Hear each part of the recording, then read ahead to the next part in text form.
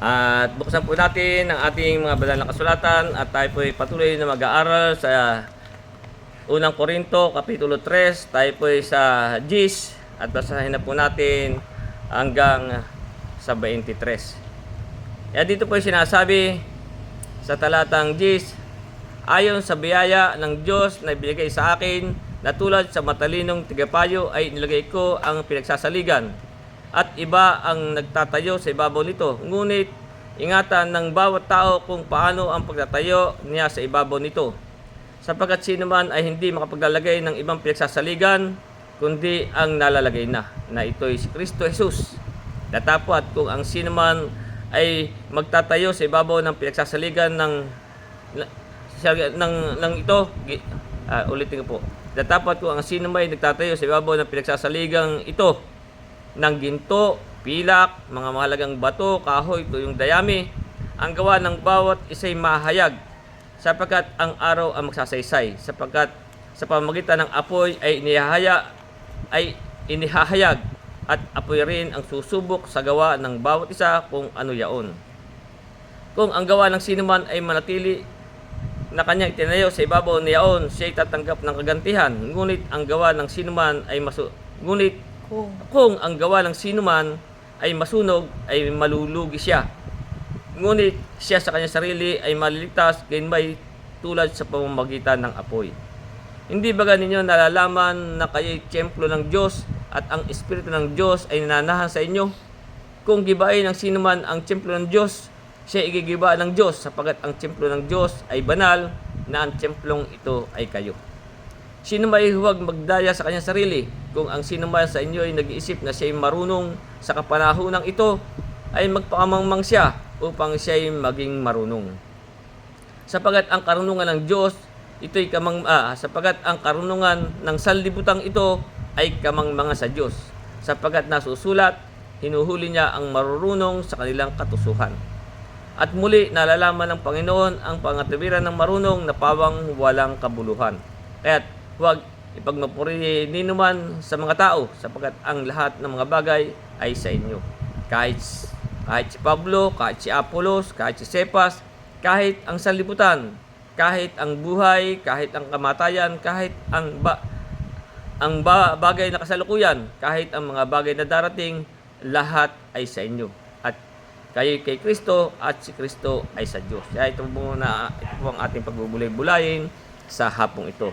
Kaya kung ibabalik natin sa 10, kaya nga dito sinasabi,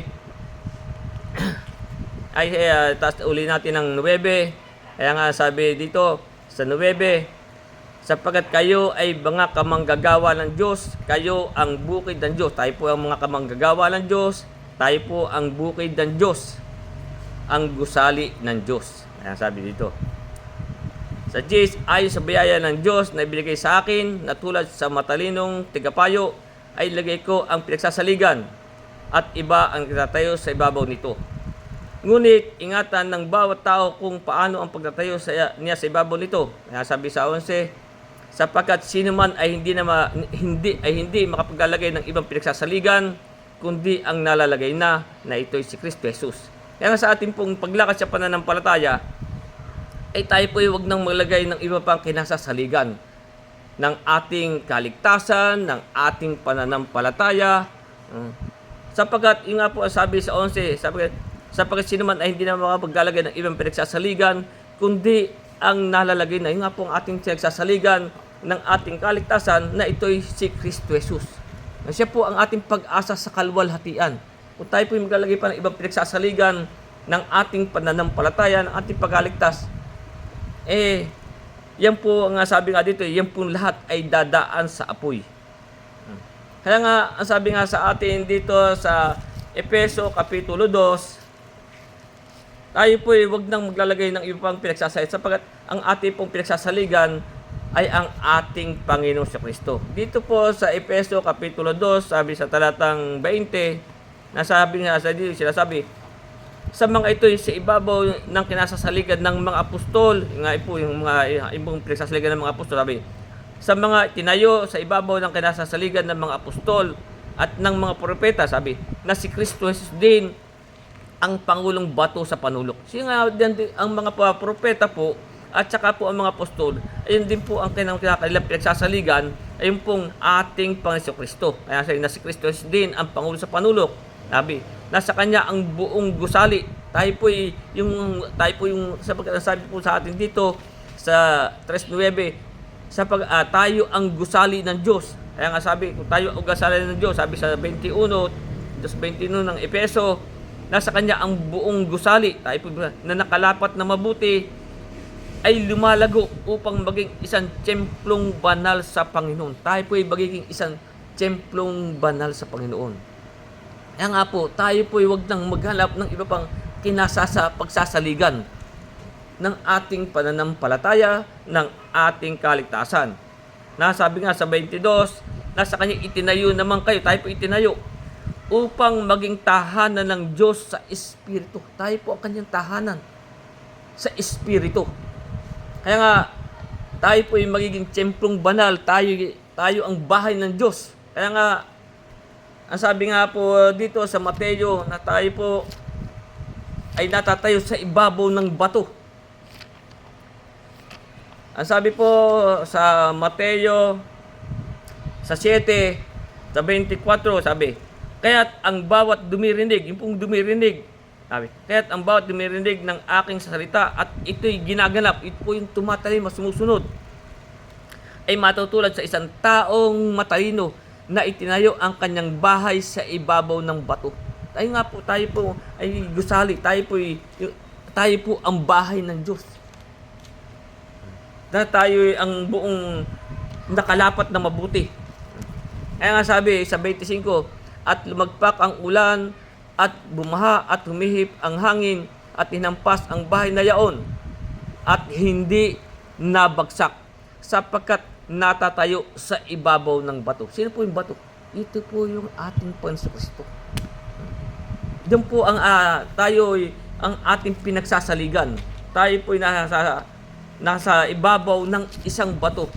Kaya nga po ang binasa ko sa inyo sa Efeso, na tayo po ay huwag nang maglagay ng ibang pinagsasaligan. Kaya nga sabi, ulitin ko yung 2:21 ng Efeso, na sa kanya ang buong gusali ay nakalapat na mabuti. Doon tayo nakalapat na mabuti. Saan? Sa bato. Sino po yung ating bato? Ang ating Panginoon Kristo. Nakalapat na mabuti ay lumalagong upang maging isang templong banal sa Panginoon. Para po tayo, templong banal sa Panginoon. Tayo po ang templo ng Diyos. Tayo po ang bahay ng Diyos.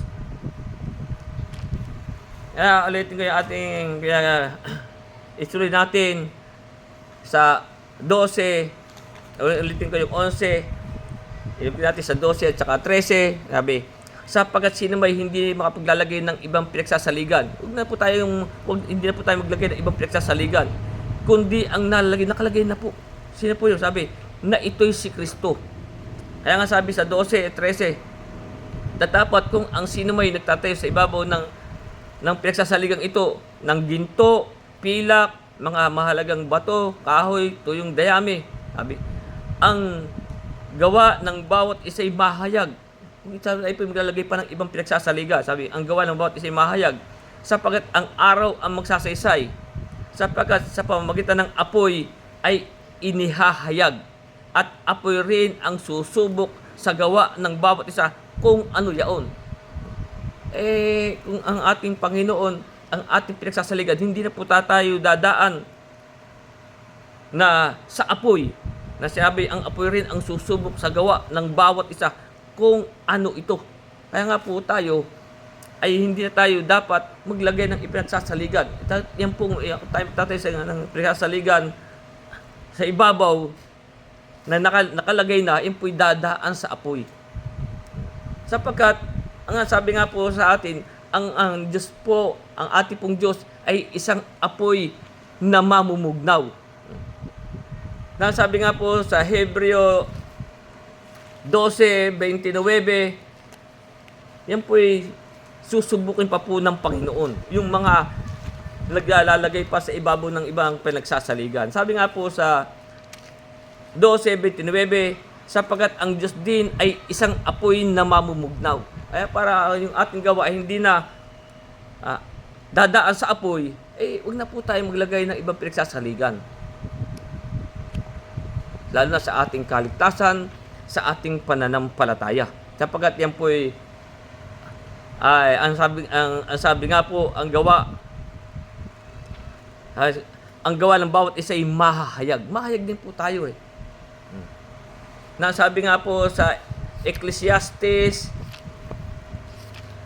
Kapitulo 12, para wag na pong dumaan sa apoy ang ating mga gawa, wag na po tayong maglagay ng iba pang kinasasaligan. Kundi dun na tayo sa nakalagay na. Kaya nga, sabi sa 12:14 ng Ecclesiastes, sapagkat dadali ng Diyos ang bawat gawa sa kahatulan. Kung tayo ang ating Diyos, ang ating Panginoon, ang ating pinagsasaligan, sabi, wala nang alumang hatol sa mga kay Kristo. Pero kung tayo magtatayo pa ng ibang kinasasaligan, sabi, sapagkat dadalhin ng Diyos ang bawat gawa sa kahatulan, pati ang bawat kubling bagay, baging ito'y mabuti o ito'y masama. Kaya nga po, lahat ay dadaan sa apoy. Sabi, at ang apoy rin ang susubok sa gawa ng bawat isa kung ano ito.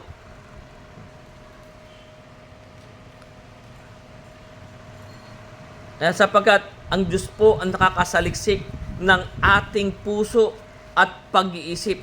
Ngayon, sabi nga po sa sa Apokalipsis Kapitulo 2, talatang 23, sabi, at papatayin ko ng salot ang kanyang mga anak, nalalaman ng lahat ng iglesia na ako yaong sumasaliksik ng mga pag-iisip ng mga puso. Siya po, nasasaliksik po natin. Nasasaliksik po ng Diyos ang ating puso at ang ating pag-iisip. At bibigyan ko ang bawat isa sa inyo ayon sa inyong mga gawa. Kaya sa ating paglakad, doon na po tayo sa gawa ng Panginoon tayo lumakad. Kaya hindi na tayo dapat magtayo ng ibang pinagsasaligan. Sa English po, foundation. Kaya ituloy natin sa 14 at 15 na sabi nga, kung ang gawa ng sino man ay manatili na kanyang itinayo sa ibabaw niyon, siya ay tatanggap ng kagantihan. Kung ang gawa ng sino man ay masunog, ay malulugi siya. Ngunit siya sa kanyang sarili ay maliligtas. Ipo sa kanyang sarili lang. Siya maliligtas. Gayon may tulad sa pamagitan ng apoy. Dadaan din po sa apoy. Para po ang ating gawa ay hindi na dumaan sa apoy, ay wag na po tayong magtayo. O kaya nga sabi sa Oses, sapagkat sino may hindi na makapaglalagay ng ibang pinagsasaligan, kundi nakalagay na po, na ito'y si Kristo Jesus. Kaya sa ating pong paglakad sa pananampalataya, wala na po tayong ibang pinagsasaligan ng ating pananampalataya, ng ating kaligtasan, kundi ito pong nakalagay na. Ito nga po ang ating Panginoong Hesukristo. Kaya nga sabi, paano manatili ang ating gawa? Ang sabi nga po dito sa unang Korinto, doon na po tayo lumakad. Sa unang Korinto, Kapitulo 15, sa talatang 58, kaya nga sabi sa atin, kaya nga mga kapatid kong minamahal, kayo magsitatag. Sabi, huwag makilos na lagi sumasagana sa gawa ng Panginoon. Doon na po tayo lalakad, sa gawa ng Panginoon. Huwag na po tayong maglagay ng iba pang kinagsasaligan ng ating pananampalataya. Kaya nga meron diyang mga ibang sekta, sila daw po hindi na dadaan sa Panginoon, sila daw po diretso sa Ama. Ay, bahala kayo kung gusto nyo dumiretso sa Ama. Pero ang sabi ng ating Panginoon, sino ba hindi makapunta sa Ama maliban sa pamamagitan ko. Kaya kung tayo lalagay pa ng ibang pinagsasaligan, kaya tayo dito lang sa gawa ng Panginoon. Sabi, ulitin ko yung 15:58 ng unang Korinto. Kaya nga, mga kapatid kong minamahal, kayo magsitatag, huwag makilos na laging sumasagana sa gawa ng Panginoon. Yamang nalalaman nyo na hindi walang kabuluhan ang inyong gawa sa Panginoon. Hindi po walang kabuluhan ating gawa sa Panginoon. Hindi na po tayo lumakad. Siya na po ang ating pinagsasaligan, o siya na po ang ating foundation. Kaya nga po tayo nakatayo sa ibabaw ng isang bato. Kaya sa dito naman, tuloy natin sa 16.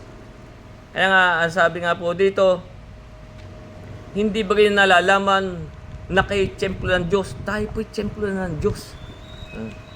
At ang Espiritu ng Diyos ay nananahan sa inyo. Sa ating pong paglakad sa pananampalataya, ay tayo na po ang templo ng Diyos. At ang Espiritu ng Diyos ay nananahan sa inyo, sa atin po. Kaya nga, ang sabi sa aklat ng mga gawa, ang Diyos ay hindi tumatahan sa mga templong gawa ng kamay. Sa gawa, kapitulo 17, talatang 24, kaya nga sabi dito, ang Diyos na gumawa ng sanlibutan at ng lahat ng mga bagay na narito, siya palibhas ay Panginoon ng langit at ng lupa, ay hindi tumatahan sa mga templong ginawa ng kamay. Hindi po siya saan po siya tumatahan? Sa atin. Tayo po ang templo ng Diyos. Ang ating ingatang matibay, ang ating pagkakatiwala. Kaya nga, ay nang sabi nga sa atin, sa Hebreo, na tayo ang bahay ng Diyos. Ang bahay, sabi nga dito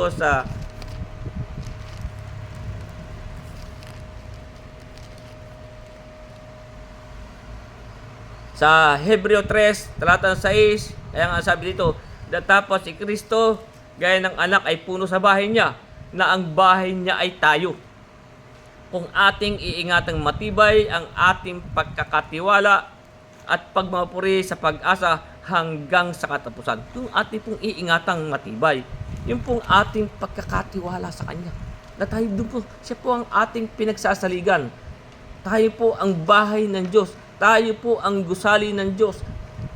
Tayo po ang templo ng Diyos. Sa ating pong mga nananampalataya. Nasabi nga dito rin sa 6:19 nitong unang Korinto, kaya nga sabi dito, hindi ba ganyo nalalaman na ang inyong katawan ay templo ng Espiritu? Ito po ating katawan. Hindi po yung mga ginawa. Kahit din ay napakalalaking katedral o ano man yan, hindi po dyan tumatahan ng Diyos. Sa atin pong mga nagsisampalaya, sa atin pong mga nagsisitalima. Kaya sabi, hindi ba kayo nalalaman na ang inyong katawan ay templo ng Espiritu Santo na nasa inyo, na tinanggap ninyo sa Diyos, at hindi na kayo sa inyong sarili. Hindi na po tayo sa ating sarili. Tayo po sariling pag-aari na ng Diyos. Tayo po ang kanyang tahanan. Nasabi pa nga dito sa 2 Korinto, kapitulo 6, talatang 16, kaya nga anong sabi dito, anong pakipagkaisa meron ang templo ng Diyos sa mga Diyos-Diyosan? Sapagkat tayo templo ng Diyos na buhay. Tayo po ang templo ng Diyos na buhay. Lagaya ng sinabi ng Diyos, mananahan ako sa kanila. Sa atin po nananahan ang Panginoon, ang Diyos. At lalakad ako sa kanila. Ako'y magiging kanilang Diyos at sila'y magiging aking bayan. Kaya nga, magsialis kayo sa kanila at magsihiwalay kayo. Sabi ng Panginoon, huwag kayong magsihipo ng mga bagay na marumi at kayo'y aking tatanggapin. Huwag na po tayo humipo ng mga bagay na marumi. At tayo po'y, sabi tayo, tatanggapin. Kaya nga, kung babalik natin yung binasa ko sa Epeso sa 2:21 at 22, kaya nga sabi, nasa kanya ang buong gusali na kalapat na mabuti ay lumalago upang maging isang templong banal sa Panginoon. Ito po yung ating katawan. Tayo po maging isang templong banal sa Panginoon. Nasa kanya itinayo naman kayo upang maging tahanan ng Diyos sa Espiritu. Tayo po itinayo para po maging tahanan ng Diyos sa Espiritu. Kaya po tayo, sabi, huwag na tayong humipo ng anumang bagay na marumi. Nasabi din nga po sa unang Pedro, Kapitulo 2, sa talatang 5, kaya nga sabi dito ni Pedro, kayo rin naman, lagay ng batong buhay, ay natatagong bahay. Tayo po yung natatagong bahay na ukol sa Espiritu. Sapagkat ang Espiritu po ay doon po nananahan sa atin. Tayo po natatagong bahay na ukol sa Espiritu upang maging pagsaserdoting banal, upang maghandog ng mga hain na ukol sa Espiritu. Tayo po naghahandog ng mga hain ukol sa Espiritu. Na nakalulugot sa Diyos. Yung po mga nakalulugot sa Diyos sa pamamagitan ni Hesus Kristo. Kaya nga, anong sabi sa Roma 8? Sabi ni Pablo sa Roma 8, sa talatang 9, kaya nga naman sabi dito niya, datapat kayo wala na sa laman, kundi nasa Espiritu. Kung gayon tumitira sa inyo ang Espiritu ng Diyos. Kaya tayo po ang tahanan niya sa Espiritu. Ang Diyos po ang tumitira na sa atin. Sabi, datapat kayo wala na sa laman, kundi nasa Espiritu. Kung gayon tumitira sa inyo ang Espiritu ng Diyos. Sabi, datapat kung ang sino may walang Espiritu ni Kristo, kung walang Espiritu ni Kristo, ay hindi sa Kanya. At kung si Kristo ay nasa inyo, ang katawan ay patay dahil sa kasalanan. Datapat ang Espiritu ay buhay dahil sa katuwiran. Ngunit kung ang Espiritu niyaong bumuhay na maghuli kay Jesus ay tumira sa inyo, ang bumuhay na maghuli kay Kristo Jesus sa mga patay ay magbibigay buhay naman sa inyong katawang may kamatayan sa pamagitan ng Kanyang Espiritu na tumitira sa inyo. Yun po ang magbibigay sa ating, ulitin natin, sabi sa bandang huli, ang bumuhay na maghuli kay Kristo Jesus sa mga patay ay magbibigay, yun po ang magbibigay buhay naman sa inyong mga katawang may kamatayan. Siya po ang bibigay naman sa pamagitan ng Kanyang Espiritu na tumitira sa inyo. Sapagkat ang ating nga pong buhay ay natatago kasama na ni Kristo sa Diyos. Yung nga po sabi sa Kolosas,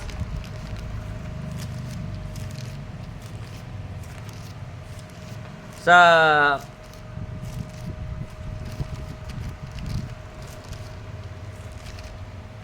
Kolosas 3,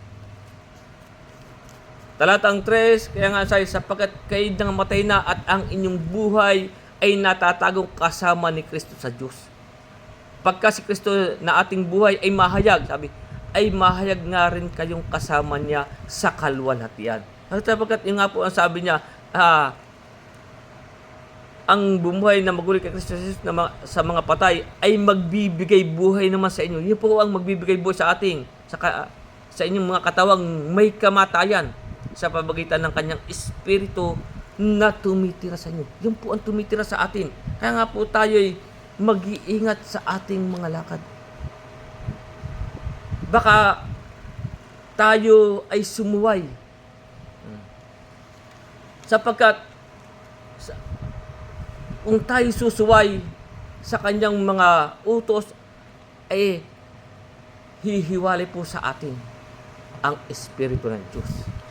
Sapagkat kung makikita ninyo sa panahon po ni Saul, sapagkat sa panahon po ng matandang tipan, ay ang mga lingkod ng Panginoon po ay may pahid ng langis. Sa panahon po natin, ay tayo sa ating pananampalataya, tayo po naman ay may tatak ng Espiritu. Si Saul po ay may pahid ng langis. Kaya kung makita natin ang isang halimbawa kung ang Diyos ay umalis ang Espiritu ng Diyos sa kanya. Sapagkat siya po ay hindi na tumalima sa kanyang mga utos. Dito po sa aklat ni Samuel, kung ating pag-aaralan, ni Samuel, ang tungkol kay Saul. Yun po'y hari. Sa unang Samuel, Kapitulo 15, sapagkat ang bilin sa kanya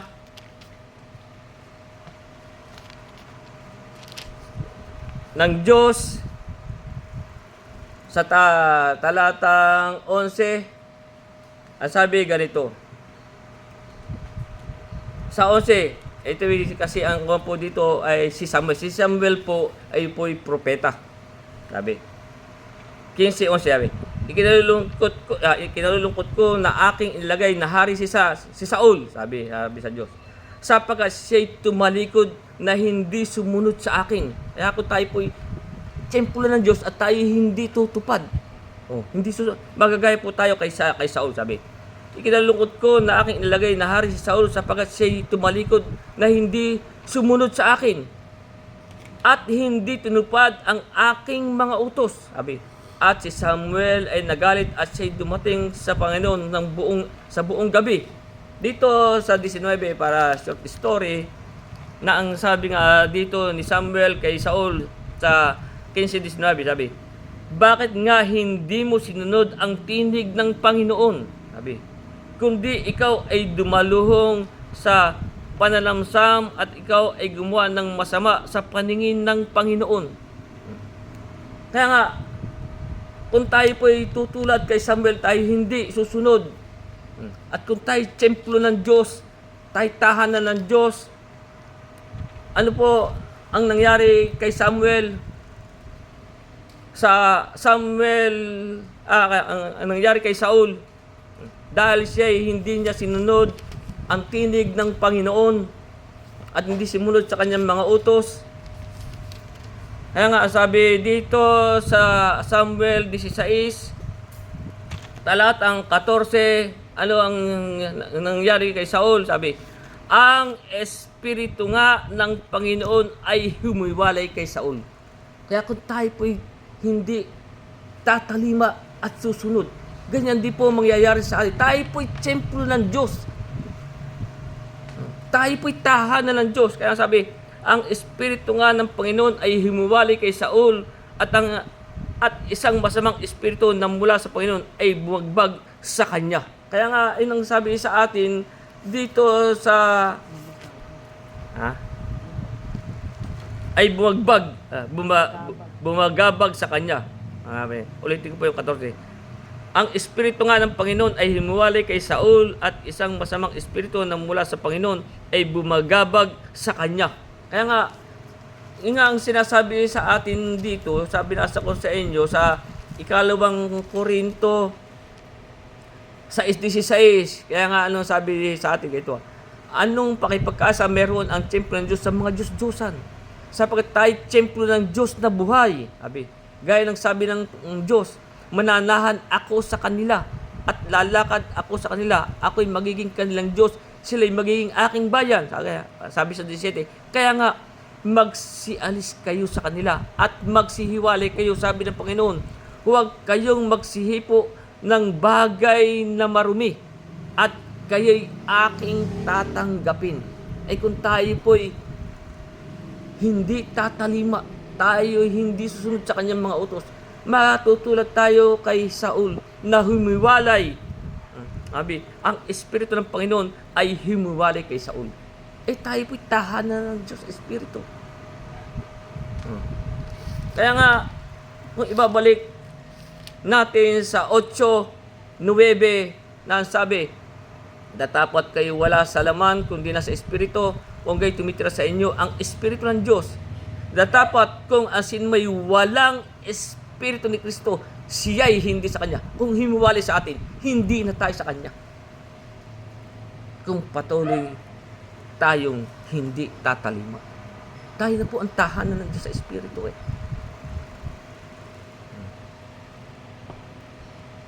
Kaya nga, ang sabi sa aklat ni Timoteo, ano ang sabi dito ni Pablo sa 2:21, kaya nga ano sabi dito ni Pablo, kung asino man nga ay malilis sa alinman sa mga ito, ay magiging sisidlang ikapupuri. Tayo po'y, kung tayo malinis, tayo po'y ay magiging sisidlang ikapupuri. Pinakabanal, marapat gamitin ng may-ari. Tayo po'y gagamitin, tayo po'y pag-aari ng Diyos. Na nahanda sa lahat ng gawang mabuti. kung tayo po'y tumulad kay Samuel na hindi na sinunod ang kanyang bilin, ang kanyang hihiwalay po sa atin ang Espiritu ng Diyos. Kaya kung tayo walang Espiritu ni Kristo, hindi na po tayo sa Kanya. Hindi na tayo sumusunod eh.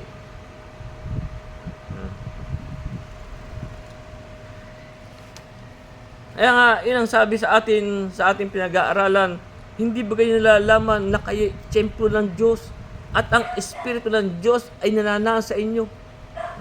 Kung gibain ang sino man ang templo ng Diyos, siya'y igigiba ng Diyos sapagkat ang templo ng Diyos ay banal. Dapat po, banal. Ano po ibig sabihin ng banal? Clean, malinis. Kaya nga sabi ko, alin masama ito malinis, ay narapat gamitin na may-ari. Na kami, na ang templong ito'y kayo, tayong mga nagsisampalataya. Kaya nga, nakakalungkot nga po doon sa mga naliwanagan na. Kaya nga meron sabi dito sa Hebreo, sa 6, sa talatang 4, sabi sa 6:4 ng Hebreo, sabi, sapagkat tungkol sa minsang naliwanagan at nakalasap ng kaloob ng Espiritu at nakabahagi ng Espiritu, naging templo na tayo ng Diyos, tahan na, nakabahagi na tayo ng Espiritu, at nakalasap ng mabuting salita ng Diyos, nakalasap na tayo ng mabuting salita ng Diyos, at ng kapangyarihan ng panahon darating, at saka nahiwalay sa Diyos, saka tayo mahiwalay sa Diyos, ay hindi na maaring baguhin silang muli sa pagsisisi. Hindi na po maaring. Himiwalay na sa iyo ang Espiritu ng Diyos eh.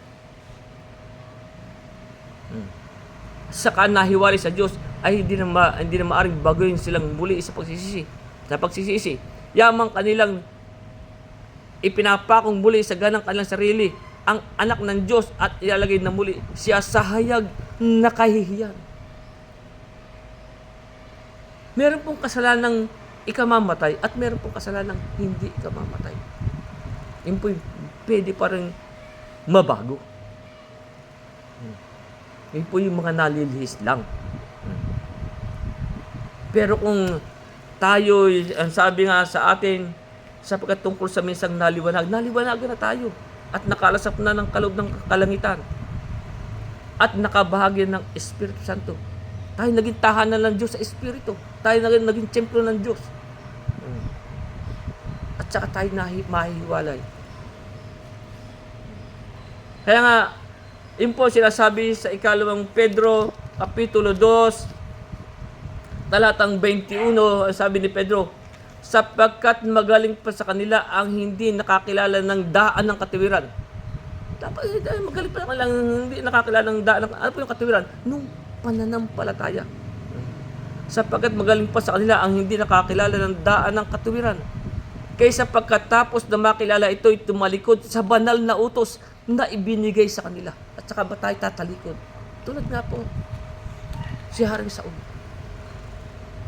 Sinabi na sa kanya, sundin ang mga utos. Inusig pa nga niya si David.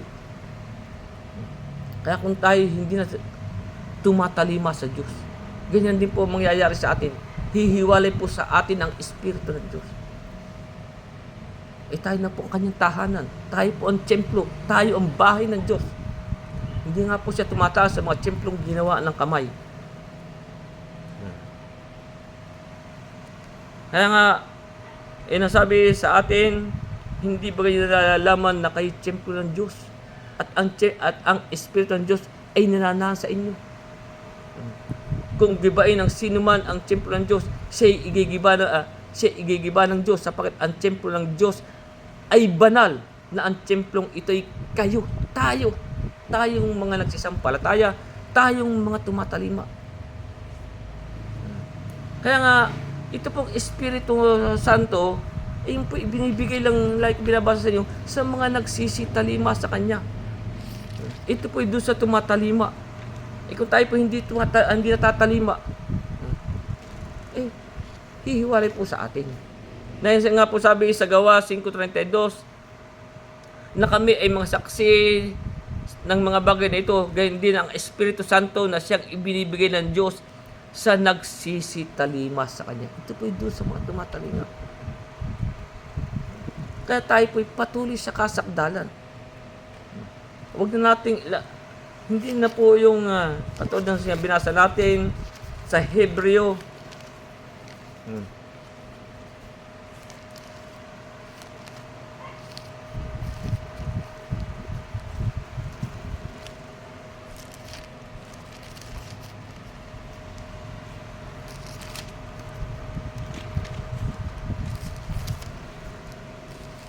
Sa Hebreo 6:1, kaya nga ang sabi dito, kaya nga kahit tibiglan ng pagsasalita ng mga unang simulain ng aral ni Kristo, at tayo magpatuloy na sa kasakdalan. Hindi po tayo lagi nasa simulain. Ano mo unang simulain? Manampalataya. Yun po yung doong binibigay lang sa mga sanggol.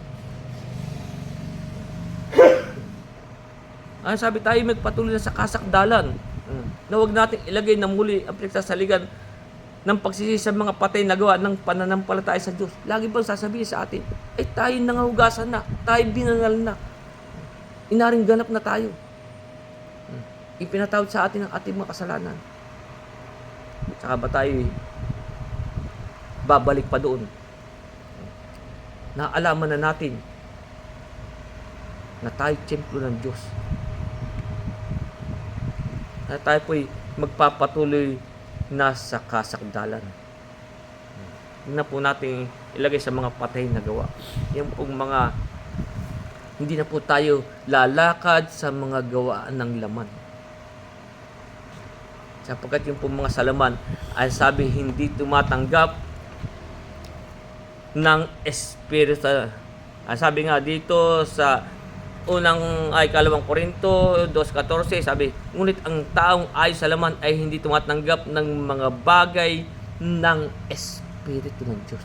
Kaya kung tayo po'y lalakad pa sa laman, hindi po tayo tatahanan. Sabi, hindi yan magsisipagmana ng kaharian ng Diyos. Kung tayo po'y lalakad pa sa gawa ng laman, ngunit ang taong ay sa laman ay hindi tumatanggap ng mga bagay ng Espiritu ng Diyos, sapagkat ang mga ito'y kamangmangan sa Kanya at hindi niya nauunawa. Hindi po sapagkat ang yaon ay sinisiyasat ng ayon sa Espiritu. Kaya po tayo mag-iingat na sa ating mga lakad.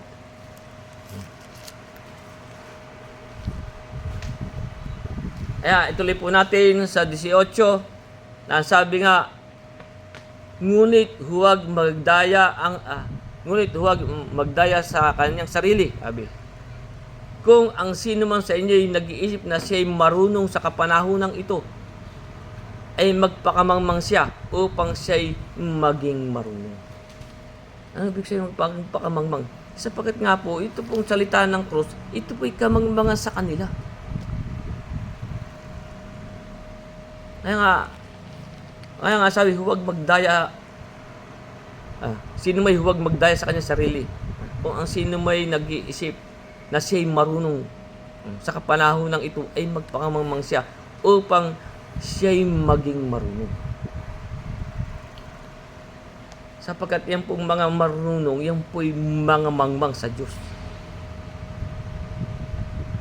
Kaya nga may talata rito, ang marunong ay naging mga mangmang. Saan?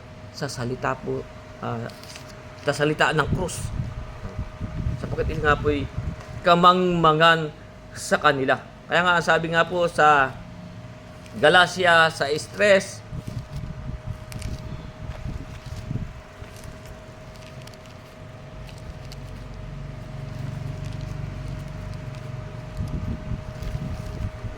na sabi, sapagkat kung ang sino may nag-aakala na siya ay may kabuluhan, makakala natin tayo may kabuluhan, sabi, sapagkat kung ang sino may nag-aakala na siya ay may kabuluhan, bagaman siya ay walang kabuluhan, sabi, ang kanyang sarili ang dinadaya niya. Makakala natin tayo nag-aakala na tayo may kabuluhan, pero ang sabi, nag-aakala na siya ay may kabuluhan, bagaman siya ay walang kabuluhan, ang kanyang sarili ang dinadaya niya. Kaya sabi ko, nag-aakalang siya'y nakatayo, mag-ingat, baka siya'y mabuwal. Sapagkat yung nga po lagi sinasabi sa atin na ang buong katungkulan po ng tao ay tayo po'y sumunod sa Diyos. Yung po yung lagi ko binabasa sa inyo sa Ecclesiastes. Sapagkat kung babasahin po niyo yung buong Ecclesiastes, ay sinasabi walang kabuluhan sa mga walang kabuluhan. Lahat na po ay napasa kay Solomon na. Talino, yaman, lahat po. Pero naging walang kabuluhan po sa kanya ang lahat ng mga yan. Kaya nga, ayun ang sabi nga po sa Ecclesiastes 12:13, sabi, ito ang wakas ng mga bagay, lahat ay narinig, ikaw ay matakot sa Diyos. Yan po ang dapat sa atin. Sundin mo ang kanyang mga utos, sapagkat ito ang buong katungkulan ng tao. Tayo sumunod. Tayo po templo ng Diyos eh. Tayo tahanan niya sa Espiritu. Upang tayo maghandog ng mga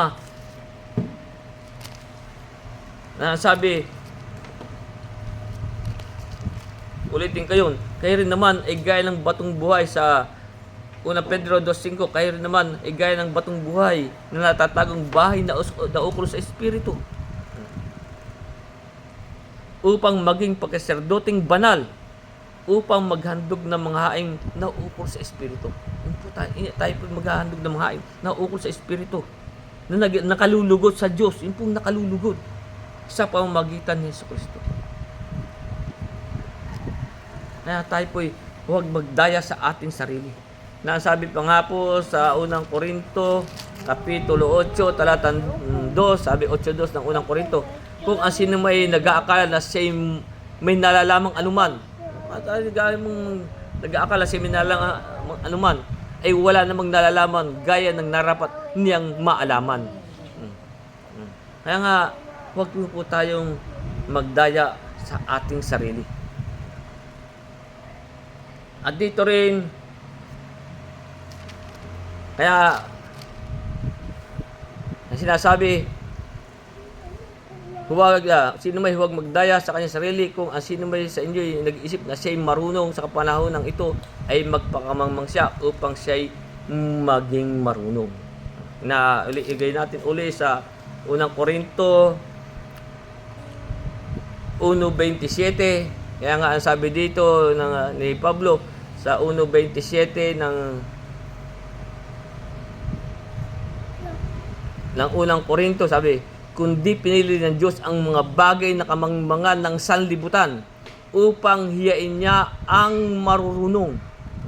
At pinili ng Diyos ang mga bagay na mahina sa sanlibutan upang hiyain niya ang mga bagay na malalakas. Ano po siya sabing pinili ng Diyos ang mga bagay na kamangmangan? Yung nga po, yung po salita ng krus, sapagkat ang salita po ng krus ay kamangmangan sa kanila na nangapapahamak.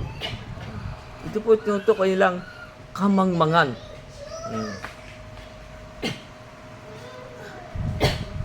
Kaya tuloy po natin sa 19 at 20. Kaya nga dito sinasabi, sapagkat ang karunungan ng sanlibutang ito'y kamangmangan sa Diyos. Ito pong lahat ng karunungan ng sanlibutang ito. Ito po'y kamangmangan sa Diyos. Kung ano man po kanilang mga naimbento, ano man kanilang gaano sila katalino. Ano ang sabi ng Diyos? Sapagkat ang karunungan sa sanlibutan ito'y kamangmangan sa Diyos. Sapagkat nasusulat, hinuhuli niya ang marunong sa kanilang katusuhan. Marunong sila eh. At yung pong marunong niyan, yung pong ang sabi nga sa 1:20 nitong 1 Korinto, kaya nga ang sabi dito, saan naroon ang marunong, saan naroon ang mga eskriba, saan naroon ang mapagmatuwid sa sanlibutan ito? Hindi ba ginawa ng Diyos na kamangmangan ang karunungan ng sanlibutan? Ginawa po niya ang kamangmangan lang yan.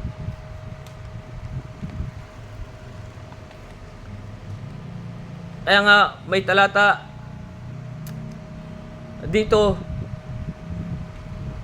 na sa 1:26 nito ring unang Korinto, sabi, sapagkat masdan ninyo ang sa inyo pagkatawag, sabi.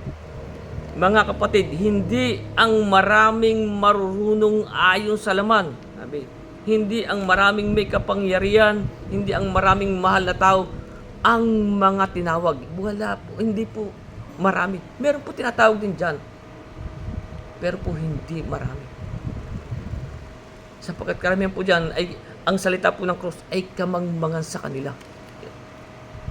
Kaya nga po ina sinasabi sa atin, sapagkat ang karunungan ng Diyos ay kamangmangan, sapagkat ang karunungan ng sanlibutan ito ay kamangmangan sa Diyos.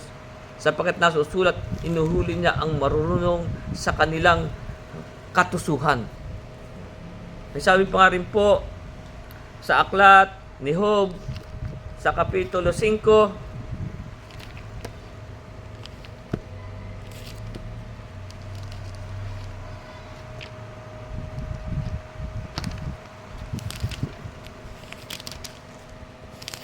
Job, Kapitulo 5, sa talatang 13, kaya nga sabi po dito ni Job, kanyang hinuhuli ang pantas sa kanilang sariling katha.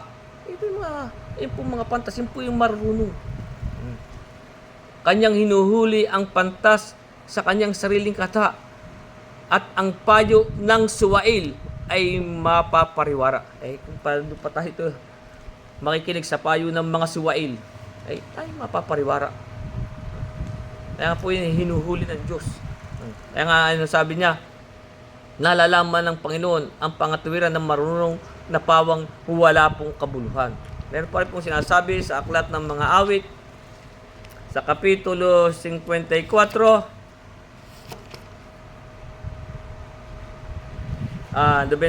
po pala, 94. Sa talatang 11, kaya nga sabi dito, nalalaman ng Panginoon ang pag-iisip ng tao. Alam po ng Diyos. Sapagkat siya nga po nakakasaliksik ng ating puso at pag-iisip. Sabi, nalalaman ng Panginoon ang pag-iisip ng tao na sila'y pawang walang kabuluhan. Yan po. Yan po sa mga marurunong. Kaya nga, yun po ang sabi sa atin, sapagkat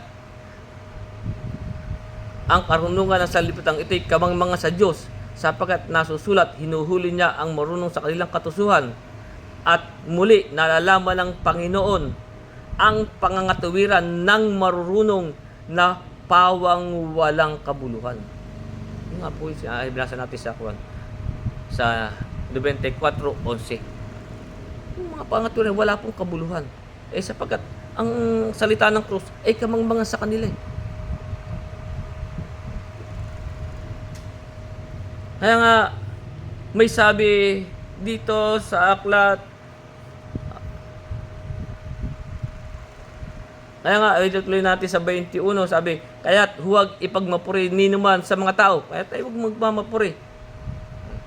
Kahit ba tayo marurunong, kahit tayo may kapangyarihan, kahit tayo mga kaya nga, meron pong sinasabi sa aklat ni Jeremias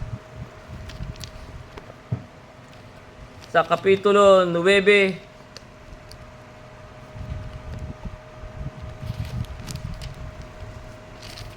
sa talatang 23 hanggang 24, kaya nga sabi dito ni Jeremias, ganito ang sabi ng Panginoon, huwag magmapuri ang pantas sa kanyang karunungan. Kahit pa tayo pantas, huwag natin tayo magmamapuri. Sapagkat ang mga karunungan ng sanlibutan, yan po'y kamangmangan sa Diyos.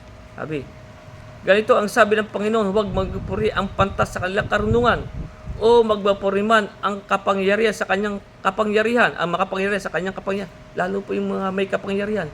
Yung po yung may mga kapangyarihan, yung po mga nalalagay, tulad ng hari, ministro, presidente, senador, yung mga, basta yung mga nasa kapangyarihan.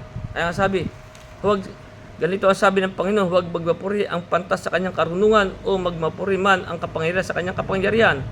Huwag magmapuri ang mayaman sa kanyang kayamanan, o tayo man ay maraming kayamanan. Huwag po nating ipagmamapurian. Sapagkat yun nga po ang sabi sa ating, ulit natin yung 1.26 nitong unang Korinto 1.26, sapagkat masdan ninyo ang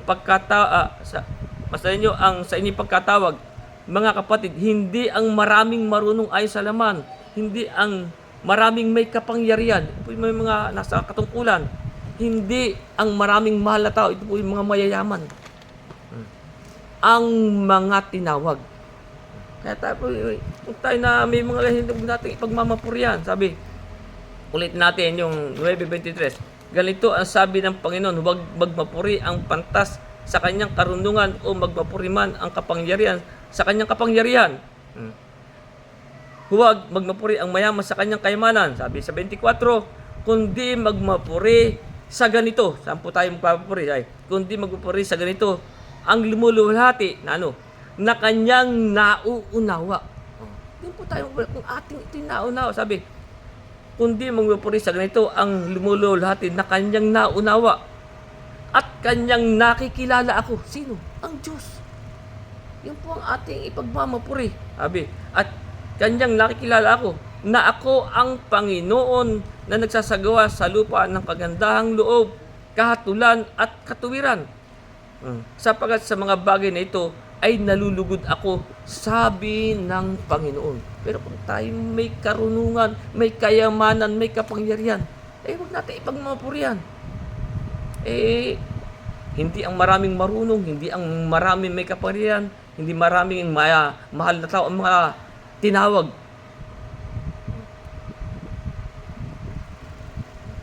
Pagkat meron din pong tinatawag doon.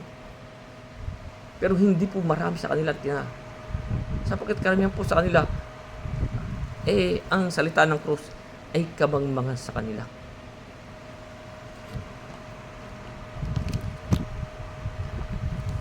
Kaya nga, yung nasabi sa atin, kaya't huwag magmapuri, kaya't huwag ipagmapuri hindi naman sa mga tao, sapagkat ang lahat ng mga bagay ay sa inyo. Sa atin po yan. Sabi, kahit si Pablo, kahit si Apolos, kahit si Cephas, kahit ang sanlibutan, kahit ang buhay, kahit ang kamatayan, kahit ang bagay na kasalukuyan, kahit ang mga bagay na darating, lahat ay sa inyo at kay Kristo, at si Kristo ay sa Diyos. Kaya nga po ang sabi sa atin sa Roma Kapitulo 8,